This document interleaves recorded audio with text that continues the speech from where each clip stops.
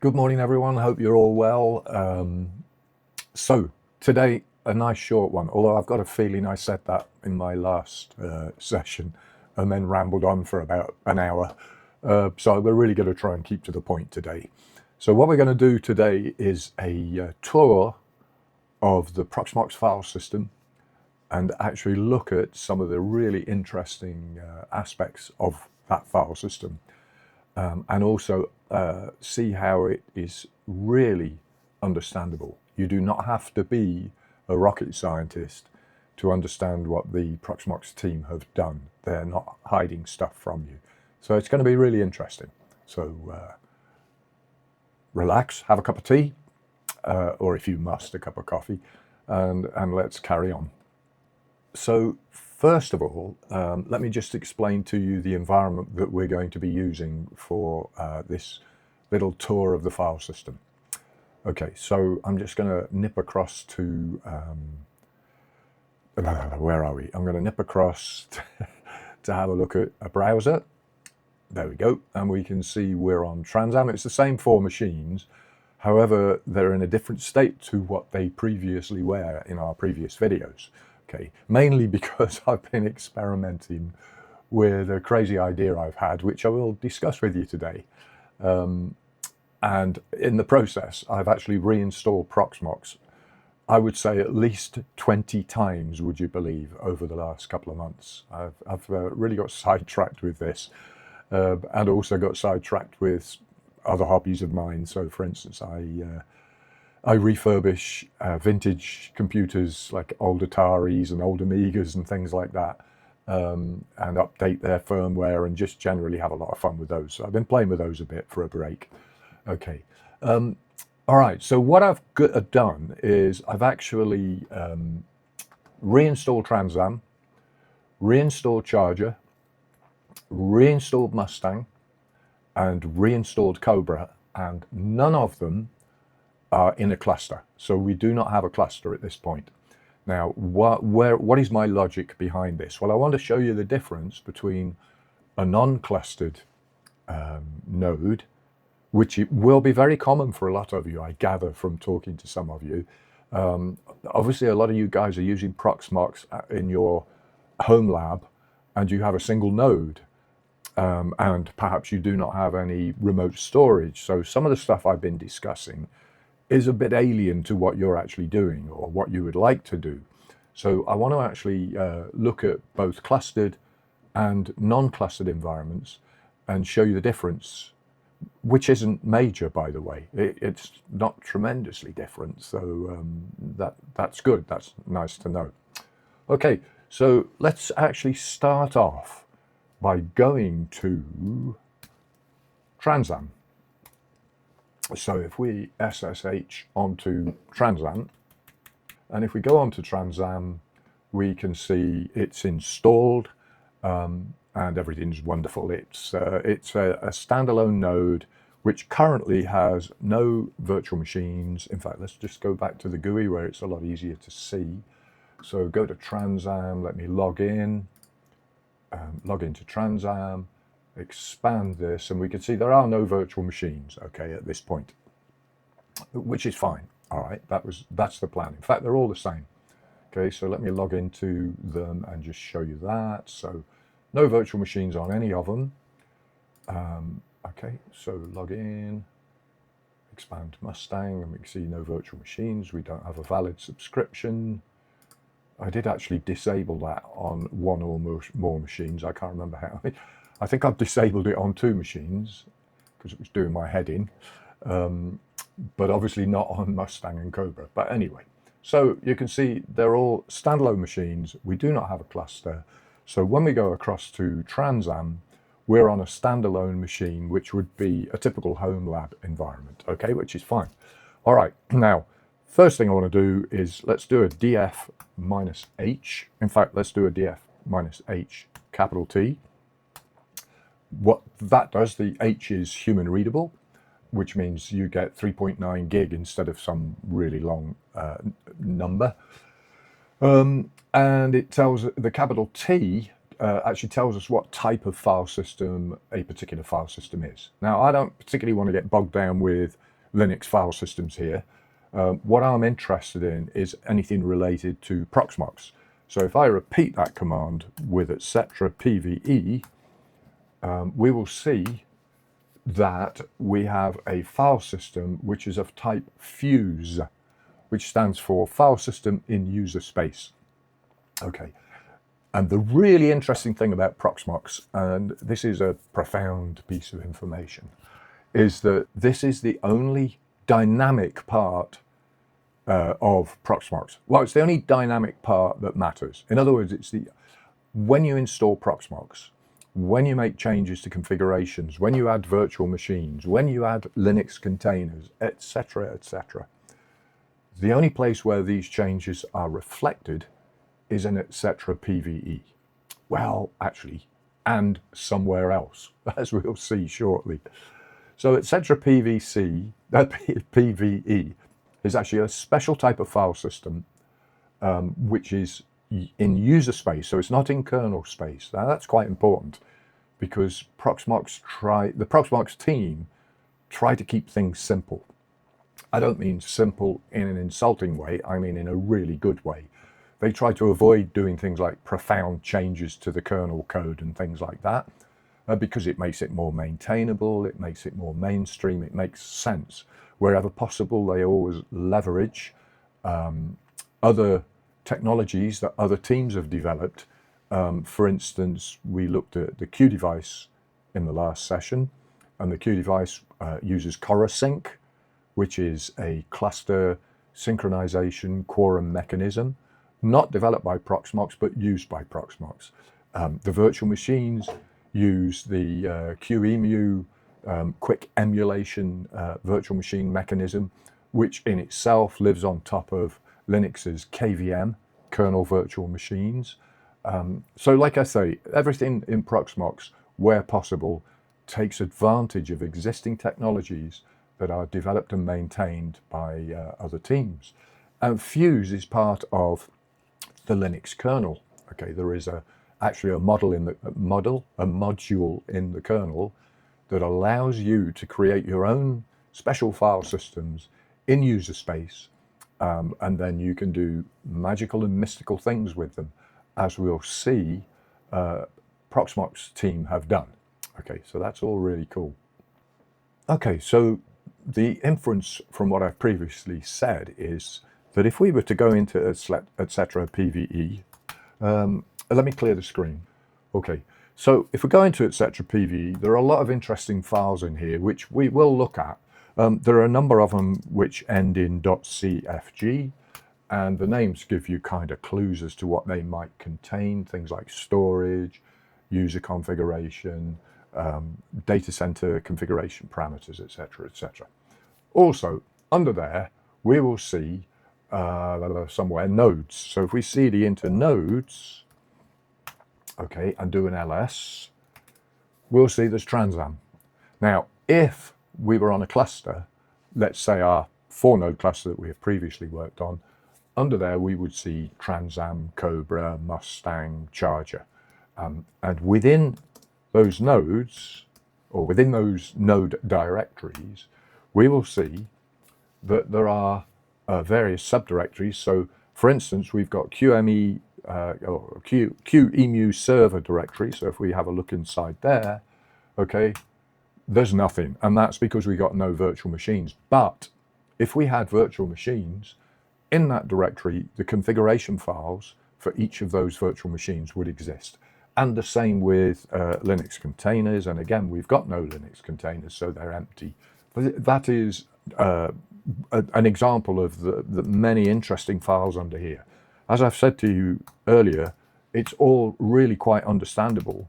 A lot of this stuff you can figure out yourself just by going into etc PVE and poking around in the files and directories that you find under there. But we're going to create a cluster from our 4 nodes, by the way, at some point. So I will actually go through with you a number of these. Now, etc PVE is a Fuse file system, a file system in user space, which is very interesting. But if we go to /var/lib/pve-cluster, Okay, we've gone there. Let me clear the screen. PWD, we're in var lib PVE cluster. And if we look in there, we will find there is a file called config.db and some associated files. This is a database file. In fact, let's ask the system what exactly is config.db, and it comes back and tells us that it's an SQLite version 3 database file, which is fascinating. Okay, now every time you make a configuration change, you will find that auto-magically that file gets updated with the change. Now, it turns out that database file is maintained by a process called pmx for Proxmox, CFS for cluster file system.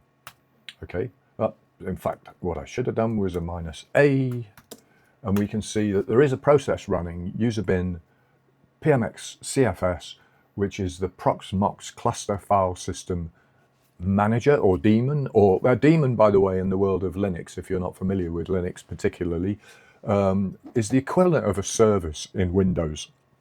I said that as if I know something about Windows, but you know, I can read. Okay, so a daemon is a background process that manages something, typically. Okay, so pmxcfs manages that database. Okay, now also, by the way, we have a number of services running, one of which is PVE-cluster. Okay, and if I hit enter, we can see that the Proxmox cluster service is currently running. Okay, now this is typically, I know it says a cluster server, and I know this machine is standalone.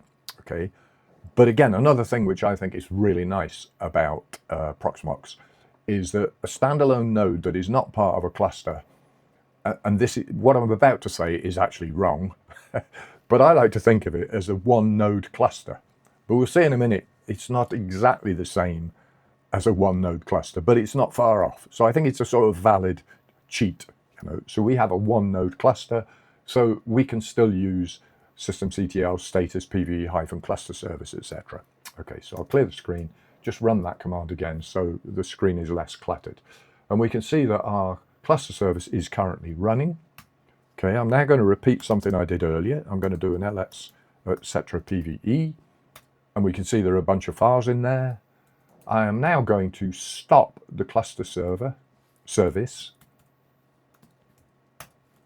Okay, I'm now going to do an ls of etc PVE, and whoa, is that weird or what? It's empty, which is fascinating. Hold that thought. So what does that tell us? Okay, well, it tells us that first of all, the Fuse file system, which is mounted under etc PVE, is created dynamically, and I can tell you that it's created from the SQLite database in var lib PVE-cluster called config.db. Okay, so it's created dynamically. Now, I told you earlier on that it's actually managed by a process called pmx Proxmox CFS cluster file system. And if we do a pgrep -a pmxcfs, it's not running. Whereas when we did that last time, it was running. Okay, so when we stopped the cluster service, basically the etc PVE disappeared. Okay, and we've still got our config.db file, obviously, that's here. But the Proxmox file system disappeared. So let's now restart. In fact, let me clear the screen because it's beginning to get very cluttered. Let's now restart the cluster. So I'm going to say systemctl start pve-cluster.service, and we're going to do an ls of /etc /pve, and much to our astonishment, it's reappeared. I would have, of course, died of embarrassment if it hadn't, but there you go. So that's pretty exciting. Okay, so fine. We now know that the config.db file in /var lib pve-cluster effectively contains all of the files which are mounted under etc. PVE using a file system in user space, which Proxmox controls. Well, the PVE-cluster service controls that. Now if we do our pgrep again, so if we do pgrep -a pmxcfs, of course it's reappeared. So interesting and potentially really useful. Okay, so bear in mind what I said earlier on. Okay, there's very little on this installation, right? I installed Proxmox from scratch. I've done very little on this this server Transam on this node, and basically what I have done, the only changes really are reflected under etc. PVE. Okay, so take that thought a little bit further. If the changes are reflected under etc. PVE only, or the ones that matter, okay, there's some stuff in var log and things like that, so there's some logging information, but the things that actually define this system are under etc. PVE, and it's config.db that contains all that information. Yeah, okay, so think about it. If we had a copy of config.db, if we did a brand new installation of Proxmox, and if we recovered, excuse that in the background, if we recovered config.db, then we have recovered all of the configuration information for our cluster. Let me make a point here. We've recovered the configuration information. If we had a load of virtual machines, we have not recovered their virtual disks, but we have recovered the configuration information. So if we'd previously backed up all of their virtual disks, and we'd backed up config.db, and we had a 12 node cluster, 13 node cluster, as long as we got a single copy of config.db, because something I haven't told you yet is that config.db is identical across the cluster. Okay, so if we had a single copy of config.db, we could recover this cluster, which is very exciting, or this single node machine, this single node Proxmox environment. The rules are the same. Okay. All right, so that's really exciting, and I want you to go away and think about that.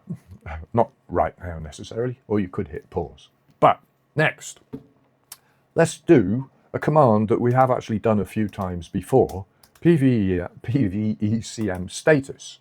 Okay, now I've said to you, think of this Transam single node, think of it as a single node cluster. And it almost is, but what we're going to get happen now is that.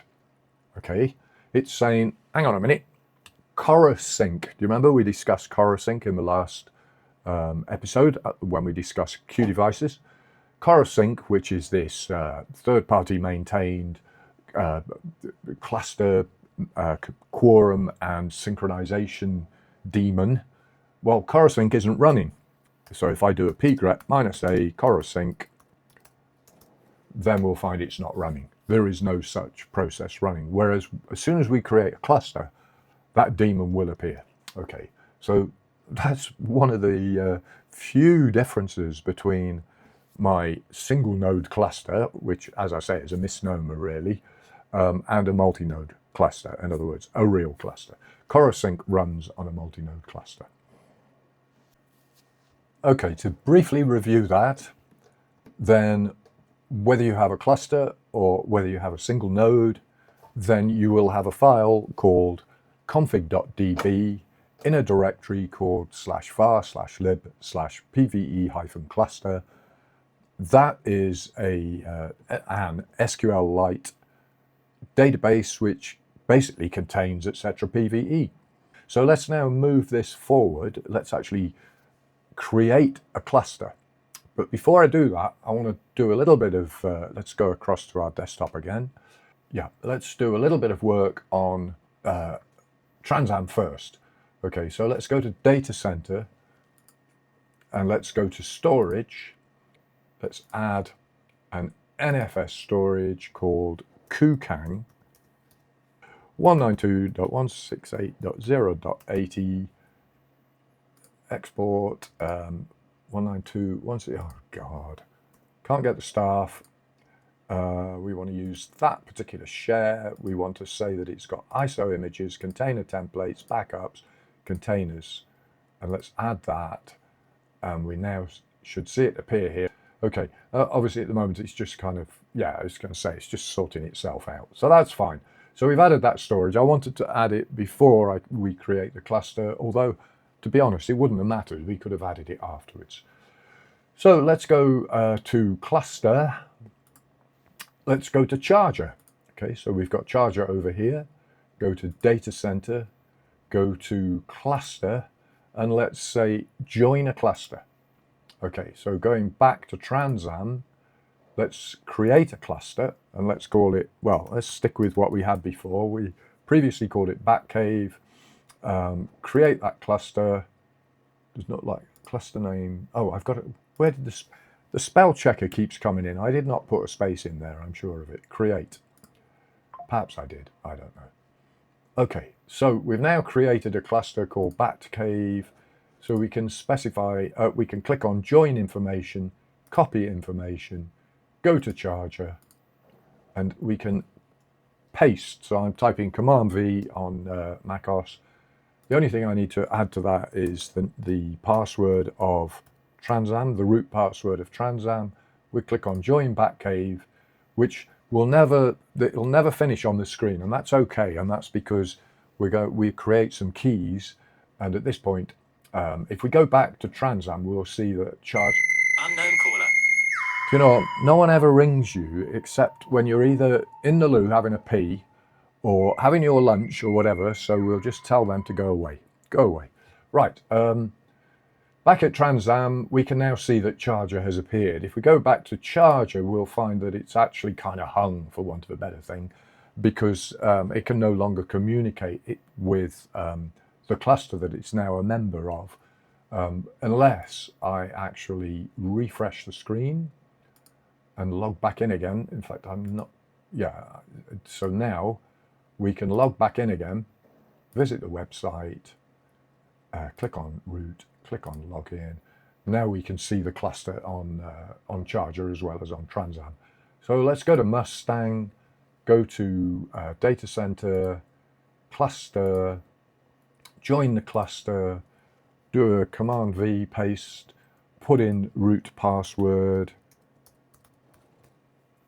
click on join Batcave, and this will of course hang, which is fine because the keys have changed. So if we hit refresh, it should, no, not now. If we hit refresh, it's allowing us to log back in again, and we can now see we have a 3-node cluster, or almost. Okay, in fact we have now. And let's do the same on Cobra. Go to data center, go to cluster, go to join cluster, type Command V, put in Transam's root password, and join Batcave, which will of course hang. But let's go back to Transam, and we can see we now have a 4-node cluster. Cobra hasn't quite joined yet. It will do in a second. If we go back to Cobra, just so we've got it here, let's refresh the screen, and it will allow us to log in, and we'll see we've got a 4-node cluster, and now the cluster has actually settled down and we can see everything. Okay, let's get rid of this join information, etc. Hang on, let's just refresh this. There we go. I think it just got its knickers in a twist for a short second or two while our cluster was created. So that's actually wonderful. We now have a 4-node cluster. It took us about, what, 3 minutes? 4 minutes. We'll say 1 minute per node, but it was probably nothing like that. What I now want to do is just quickly go to charger, and I want to go, let me just collapse these because I can't see for all the clutter. Okay, and we can see that we have no virtual machines on here. However, we do have on Kukang some backups. Okay, so I've got a number of backups here that here's in the great Blue Peter tradition. Here's some I prepared earlier. Now, interestingly, this is a brand new cluster, but these are backups from a previous lifetime of this cluster. Okay, so if you have a backup of a virtual machine, then you can recover it. So charge is first in the list, so we'll restore this one. Now I'm going to do this, I'm going to put one virtual machine on each node. I'll only go through it with you with one, because otherwise you'll just see me repeat the same process over and over again. So I've gone to Kukang, which is the NFS share from my remote server. I have gone to backups, and I see any backups that were previously made before this cluster was even created. Now bear in mind, this could be a local disk. This could be a USB stick, you know, with backups of your virtual machines. So simply by doing backups of virtual machines, if you keep a copy of those backups, you can recover them on a new installation. So back to what we were discussing a little bit earlier on, if you've got a copy of config.db, that means you can recover all of your configuration information. Okay.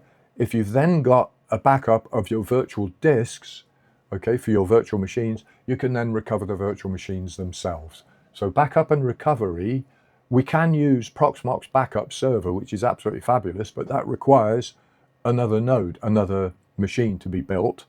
And I just wanted you to be aware that in a home lab situation, you don't have to have what I have. You don't have to have a cluster. You don't have to have a remote server with plenty of disk space on it. You can do it all from one node, and you can still back up relatively easily. So let's do a restore. Now, here we need to choose our storage. The storage is Kukang, and that's the backup file. And VM ID is 100, so we can simply go restore. This will take a few seconds, and it has now finished. Task OK. So we will see that we now have Ubuntu 01. Let's go to the console. Let's just start that up, just so you know I'm not telling you fibs. Perhaps I am telling you fibs. Well, that's embarrassing. This won't start. Okay, I've now figured out why. In the great tradition of live demos, well, I know this isn't live, and I could have edited the living daylights out of this this video, and you would never know, but actually it's worth knowing. Okay, so what happened was it won't start, and I'd actually got the logging information hidden like that to give more detail on the screen. Okay, so now if we scroll down, we can see here when it wouldn't start, it's saying error, storage Kukang-VMs does not exist. Okay, so it's basically saying, and I looked at that and immediately thought, oh, obviously I called the storage Kukang, I didn't call it Kukang-VMs. So I thought, not a problem, went back to data center, went back to data center, went to storage, deleted Kukang, then recreated Kukang-VMs in exactly the same way, but just with a different name. So that was fine. I thought that'll be fine now, and I can just kind of tell you guys about it. So I then came to restart it again, and guess what? It still wouldn't start, and this time it's saying storage Kukang does not exist. And of course that's because when I did the restore, I restored it to Kukang, which no longer exists. So total confusion. So lesson number one, if you do have remote storage and you do want to do sort of backup restores in the way that we're hinting is quite possible to do, make sure that you keep your storage ID the same. So that's okay. So my Kukang VMs is now okay, but when I try and start this, I get an error saying that Kukang does not exist. Okay, which is fine. Okay. So now we know that, there's an easy fix. What we're going to do is remove that virtual machine, Ubuntu 01, destroy the machine, purge it from, it won't be in any job configurations, there won't be any unreferenced disks, but I do want to make sure that everything goes. Okay, so that machine should now disappear. Why hasn't it disappeared? Did I miss something there? Remove. I probably, oh, it's 100. I think I put 101. Okay, remove. This time it should go away. Now it's refusing to go away. This is getting more and more embarrassing. I spent 30 years as a technical trainer, and you know, confidently in a training session, you'd go, oh, now let me demonstrate such and such a thing, and you could guarantee whatever it is you were trying to demonstrate would fail. And you'd think, this is ridiculous. I've done this a million times. Now why is it playing up? Which is exactly what's going through my mind at this point. Why is that playing up? Why won't that go away? Okay, so let's pretend that hasn't happened. Let's go to kukang-vms. Let's go to our backups. Okay, and let's go to Ubuntu-01 and let's restore it. Okay, so blah, blah, blah. Storage from backup configuration, VM 101, because there's already a 100. Blah, blah, blah. That'll do. Okay, so let's restore that. Again, I'll probably edit this so that it doesn't drag on for you guys. It has just occurred to me why that occurred. Okay, once I realized there was a problem with the name of the storage, I should have removed that virtual machine there and then. Let's just make sure that worked okay. So that says that's worked okay. I should have removed that machine there and then because it's associated with storage called Kukang. Okay, and that no longer exists. It's now called kukang-vms. So it doesn't know how to remove it. And the reason it doesn't know how to remove it is because it can't find the storage called Kukang. Okay, and in fact, it's even telling us quite clearly here, error, storage Kukang does not exist. All right, so let's now do a manual fix to this. So we're on Transam, doesn't matter what machine we're on, okay. CD into etc PVE. Remember etc PVE, have I said this clearly? Etc PVE is the same on every node. So if we CD into nodes slash QEMU, hang on, nodes, what machine was it on? It was on charger, and then go into QEMU or QEMU server, do an ls, we'll find there is a 100.conf. So if we rm 100.conf, there now is no longer a machine called, or a machine virtual machine ID 100. Now that was a bit of a kludge, but I know from experience it works just fine.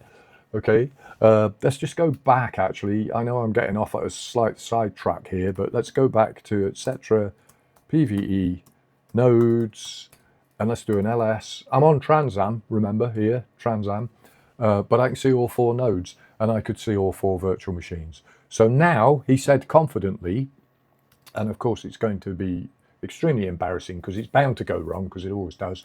Let's start this node, and this time it will start because I've got the storage sorted out, and there we go. So it's going to boot, and it's going to boot into Ubuntu. Okay, off she goes. So, excuse the confusion, but I think you learn a hell of a lot more when things go wrong. So what have we learned from that? First of all, make sure if you're doing some sort of recovery where you've got your config.db file, you've used that to recover your cluster, and then you've got backups of your virtual machines. Okay, so let's go on Cobra, let's go to kukang-vms, and let's recover onto that one, this virtual machine here. Make sure that your storage has the same name that it previously had. In other words, the storage that this was backed up from, and the storage that you're going to back up to. All right, so here we've got from the backup configuration, and that's why it went wrong, because the backup configuration had kukang-vms or VMs, whereas the storage I have on this machine was called Kukang. I forgot to give it the same name. So that's pretty exciting. Okay, I'm going to change the VM ID to 102. All right, it chose 100 because 100 hasn't been used yet, and it will always use the first available VM ID. And I'm going to click on restore, And okay, and this will work, and I'll show you that it all worked. But that was an interesting lesson that I should know by now. I've done it incorrectly so many times before, but just so you're aware. And also, by the way, so I'm going to click on restore, but the other thing is, there is a temptation to close the logs because they take up half the screen or a third of the screen. If something goes wrong, open the logs up and have a look. Okay, so I'll restore the 4 virtual machines, 1 on each node, but I won't bore you with the detail of doing that. I'll just get that out of the way, okay, and then come back to you. Okay, so I've restored the virtual machines that I backed up in a previous incarnation of this cluster. And in fact, I mean, it wouldn't actually matter if it was a different incarnation, in the sense that the machine names could be different and things like that. So that's fine. We've now got them all reinstalled. They now all work, which is fine. Looks like this is the first time I've ever booted this, because it's actually trying to go out and do a cloud init from Ubuntu. But that's fine, that's running. That one's running fine. And this one's running fine. So these were all backups that I made previously, and I was able to recover them because I'd got my NFS share, but equally you could have your USB disk or whatever, you know, as long as you've got storage that didn't get destroyed along with your node that got destroyed that you've just recovered. So the idea is, if you do a backup on some external storage, that's fine, but just make sure you disconnect that storage and put it in a drawer somewhere so that you can reconnect it, and it won't get destroyed by some kind of human error where you say destroy all data on all disks or something. So we've got all 4 of these virtual machines working. They're all fine. When it went wrong, the trick is just to remember that you have a cluster log down here, and it's really good. So let's go back and look at some of the failures. Okay, here's one where I renamed Kukang to Kukang-VMS. So if we actually double click on this, we get the clear error message. Kukang does not exist. So it was really easy to fix that. Okay, basically go back into data center, go to storage, delete the storage with the incorrect name, recreate it with the correct name, and then do your recovery from your backups. You have your backups, they're safe. Okay, so if something goes wrong, I keep hiding the logs because they clutter up the screen. But don't forget, that's the first place to look, and almost always you'll get enough of a clue to help you resolve whatever it is that's gone wrong. So we now have a 4-node cluster. We have recovered 4 virtual machines reasonably easily. Okay, it was, you know, not a hugely painful process. So we've got our 4-node cluster back, and if we go across to Transam, we can see that under /etc/PVE/nodes, we have Charger, Cobra, Mustang, and Transam. And if we said find .-name star.conf, we will find that there are, in fact, under node name QEMU, I can't say it, I struggle with QEMU, but under those 4 nodes in the directory called QEMU server, we have a configuration file by the virtual machine ID.conf. So that is extremely exciting, okay? And if we were to cd to /mnt/pve, and under there, if we go to Kukang-VMs and do an ls, and if we do an ls of dump, or an ls-ltr of dump, that's actually where our backups exist, okay, the ones that we've just recovered from. And so if we have a look under a directory called images, we find there is a subdirectory by the virtual machine ID of each of the virtual machines. And if we look in each of those, for instance, 101, we'll see the actual hard disk. Okay, a gcal is actually a format used by QEMU for storing the virtual disk. It's actually a format for the virtual disks themselves for each of those nodes. Okay, so in fact, if we did an ls of images star, it might be a little bit clearer. We can see that there is a disk image for each of the virtual machines. Okay, and they're all pretty much the same size because they're all pretty much virgin installs of Ubuntu. So in fact, they're not pretty much the same size, they're identical. Okay, so what I would like to say is that we've still got stuff to cover. And every time I do one of these sessions, I think I'm going to cover this, this, this, and this. And then invariably, I just run out of time because I waffle on so much. But hopefully I waffle on with valuable stuff. That's all I can hope. But please give me feedback in the chat below. Say what you think. As I've said before, I can withstand criticism. I've got a pretty tough skin. And if there's stuff that you'd like me to cover, not necessarily directly Proxmox related, if there's anything Linux oriented or whatever that you'd like me to cover, please let me know, because we're nearly there with Proxmox. I still want to do kind of DR recovery. In other words, we've had a complete disaster, but we did back up config.db. We backed up our host file. We backed up our network interfaces file if we've got a complex network set up. So we backed up a few files, none of which are going to take up much space, to be honest with you.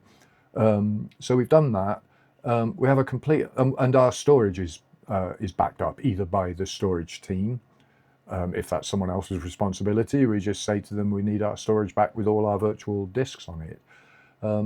Or if it's my virtual single node cluster, then we've backed up our virtual machine hard disks onto to an external USB stick or whatever. Okay, so I want to do that. So DR recovery, and of course we've still got to do PBS, Proxmox Backup Server. And if you haven't looked at that, that is absolutely fantastic. And if you're in a production environment where you're taking life seriously, you absolutely need one, because it does all the clever stuff like deduplication, scheduled backups, etc., etc. But it just does them beautifully, and does, even though you can back up within Proxmox and that works wonderfully, you can, in terms of disk space, you can do it far more efficiently in PBS. And you can have clusters of Proxmox backup servers effectively. So you can have backups of backups, you can have highly reliable environments. So I hope you enjoyed that. Thank you very much for persisting and getting this far. Please do subscribe and click like and blah, blah, blah. I'd appreciate that, because, gets it out there. Okay, guys, thank you. And have a nice rest of your day or evening, or whatever time of the day it is for you. Cheers.